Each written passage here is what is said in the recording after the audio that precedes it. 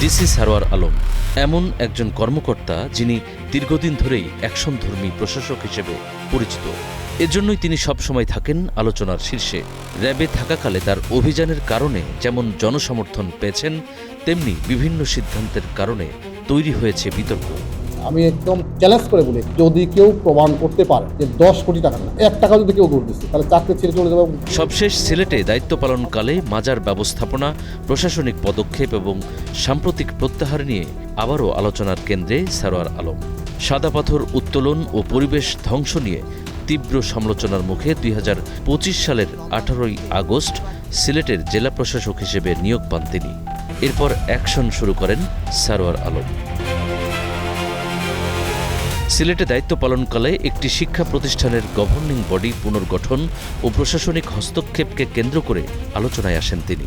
এছাড়া হজরত শাহজালাল ও হজরত শাহপরান মাজারের ব্যবস্থাপনায় স্বচ্ছতা ও জবাবদিহিতা নিশ্চিত করার উদ্যোগ ব্যাপকভাবে আলোচিত হয়। সম্প্রতি হজরত শাহজালাল মাজারের ডেক সিলগালা এবং নতুন দান বাক্স স্থাপনের সিদ্ধান্তকে কেন্দ্র করে তিনি ব্যাপক আলোচনা সমালোচনার মুখে পড়েন।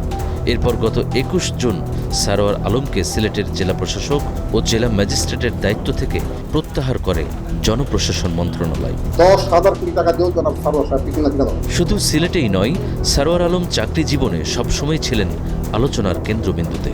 এর আগে তিনি ক্যাসিনো বিরোধী অভিযান, করোনা ভাইরাস মহামারীর সময় ভুয়া করোনা ভাইরাস পরীক্ষার বিরুদ্ধে অভিযান, সাবেক সংসদ সদস্য হাজী সেলিমের বাসভবনে পরিচালিত অভিযান, পদোন্নতি না পাওয়ায় ফেসবুকে স্ট্যাটাস সহ প্রায় 300টিরও বেশি ভ্রাম্যমাণ আদালত পরিচালনা করেন।